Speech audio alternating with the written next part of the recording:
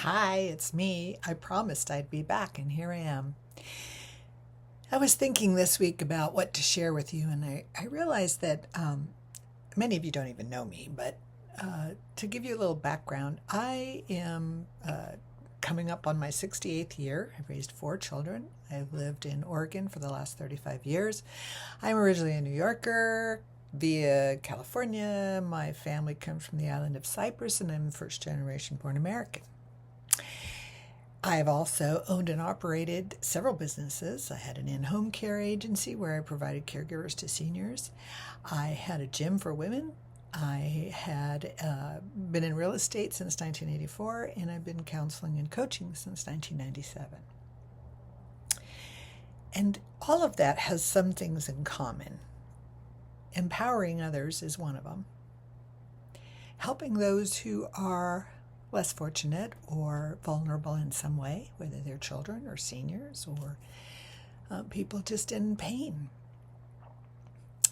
And I have had my own share of issues and challenges throughout my life, like we all have. And I always bounce back.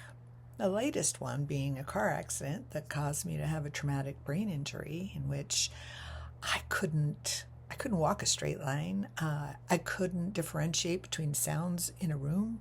So if I was in a room with a lot of people, a lot of noise, I had no idea what I was hearing. I was dizzy. I had headaches. I still have tinnitus. I still lose words. I still mix words up. But I'm getting better. And in the midst of that, the doctors did a MRI and found that I had two very large aneurysms in my brain, which had I not had the car accident, they wouldn't have discovered. And it wasn't until after we did the surgery and they started shrinking that the doctors told me how much at risk I had been of dying. And so in my life, a lot of things have happened, and people always say to me, "You're so resilient. You bounce back so easily." I don't know how easy it is, but I would say that resilience is actually the wrong word. I don't think I have any more resilience than anyone else.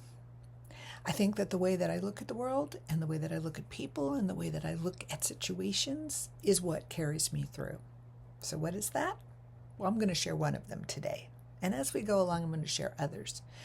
So today I would say that the very first thing that never seems to go away no matter what happens to me is, and these are not going to be in any particular order, but hope. I always have hope. And it's more than just blind fantasy or delusional thinking. It is a sense of expectation that in the end, everything always works out for the best. There's a great line from the movie, what's it called? Now I can't even remember. It's, the most exotic, the best exotic Marigold Hotel, something like that. And the guy says, everything works out in the end. And if it hasn't worked out, it's not the end yet. And I love that quote because that's true. We are always in a state of process. And so hope is one of those things that if you can hold on to that light, that sense of everything happens for a reason. And if everything happens for a reason, then that means everything, not just the good things, but even things that are challenges happen for a reason. And for me, it saved my life. And it was a year and a half of a lot of learning, for one, a lot of isolation, a lot of pain, discomfort. But in the end, I can look back and say, wow, thank you for that.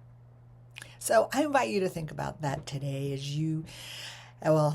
as we all face challenges in the future with things happening around us that we don't have control over and things that we have judged to be bad or scary. And just step back and ask yourself, if I had the hope that this would lead to something, what would that be? That's what I wish for you today, is that you take a step back and then just ask yourself that question. What do I hope for?